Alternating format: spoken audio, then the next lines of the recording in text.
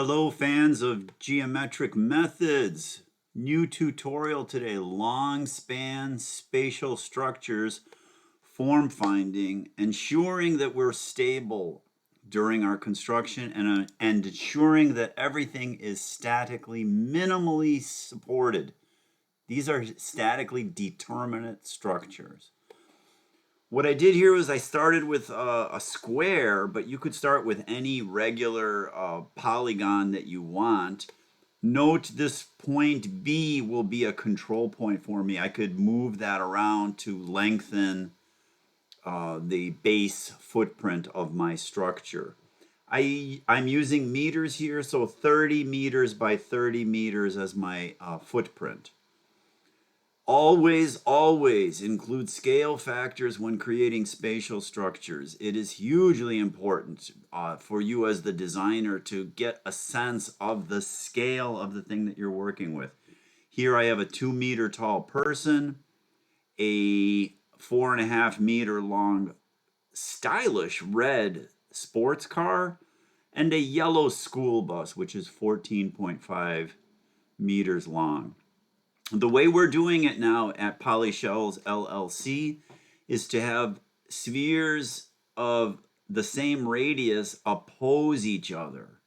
So here on points B and D, I have spheres of a given radius, spheres on A and C of another radius, and I can control those radii with sliders. This will ensure symmetry in your structure, which is very pleasing, but it also helps keep things organized if you're just starting out. Then inflate the radii until you start to get intersections of the spheres. Remember, the intersection of two spheres is a circle. Label these spheres as sphere A, sphere B, etc. And then label the circles as AB, BC, CD, etc. Keep everything super organized. You could see it here, AB, BC, etc., etc. Then play with the radii until the circles intersect. This is the key idea, and I think this is the big breakthrough.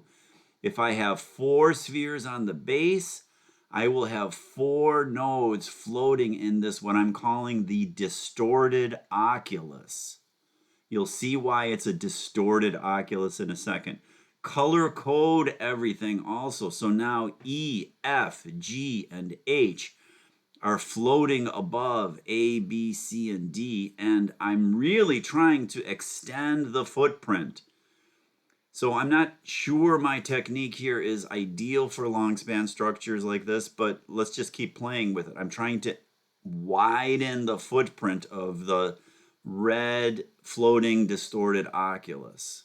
And notice how important the scale factors are so that you could quickly see if you're reasonable or unreasonable with your structure. Then play with the radii. So for instance, maybe these 2 radii are bigger than those. Maybe the other 2 radii are bigger than the first. So just play around with it and see the effect of that. Okay? Once you have that, those spheres, you get your, once you have those red points, then you start all over again. Now we have 2 new radii 3 and 4, and again, they oppose each other in this method. One of them is centered on E, the other is centered on G, and they have matching radii. Again, label the sphere as sphere E, sphere G. Inflate these until they intersect, so you get circles. Label all your circles super carefully, and then keep inflating and playing with until you get intersections of the circle. And look what happens.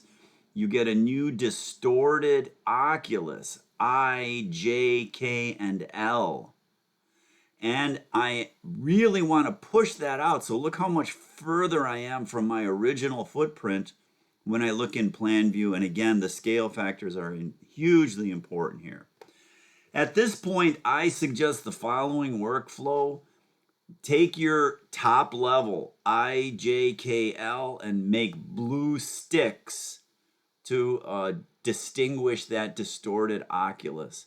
Then take your next oculus, E, F, G, H, and use red sticks to distinguish that second distorted oculus. And that's exactly what I did here. The two oculi, the color coding really helps here. You could use dashed lines if you have color blindness or color sensitivity, but make sure that they're different than each other, okay? Now I think you have lots of choices, and I was just goofing around here. Probably not a great idea to take I and K and tie them to L, which is unstable. I think it's much better to tie I to G, but even G is not really stable because G is tied to F, and notice F is floating. So we'll come back to that in a second. I don't think the order really matters as long as you think like a builder and sequentially stabilize your points. So I started to move away from going from a clearly unstable node to a clearly unstable node. This is not, like I said, fully stable, but I can do it in a snap here. So I'm going to go from I to G instead of I to L, but eventually I'll button everything up. Notice F is still floating. What does it need? It needs an F to C, and then H to C to close that bottom. And then you'll have these cool F and H nodes floating above the ground. So what I said here is I went from I to G instead of I to L, thinking about it like a builder, and then stabilizing H and F. Make sure you count everything. So I have 8 nodes on the red oculus, 8 nodes on the blue oculus. 4 and 4. So that's 8 total. 8 times 3 is 24. So I need 24 sticks. When you look at this in 3D printed, these are not pinned connections in a 3D printing, but the 3D printing is really nice, especially if you could print your yellow school bus. Here, it's not yellow, sorry. There's my little person, and you could see plan view of your structures. Let's just take a peek at it in Rhino. You could see my floating nodes above the ground. There's my school bus. I really like that. I just think it's so beautiful. Plan view, really nice symmetry there. So keep going with it.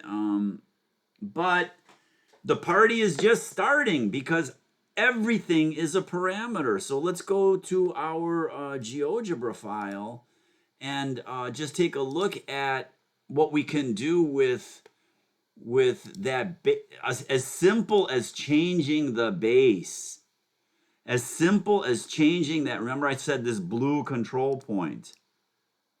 This blue control point, let me zoom out a little bit. You could see what's happening just by this alone. I get wildly different structures. They are all unambiguously, unconditionally stable, I think. Pretty sure. But my goodness, an infinite number of, just by changing the footprint. But now I could change the other radius. I could change that radius. I could change that radius and that radius. And I have really quite remarkable form finding capabilities. Not even the push of a button. I was going to say the push of a button, but I'm not even pushing a button. I'm just sliding things around here. So let me show you the other one, and we'll call it a video here. But it looks kind of stunning, I think, right? So there's my school bus. There's my second structure. You could see the little cantilever. There's my car. I hope you are excited about this. I think this is super rich possibilities for us. Thank you.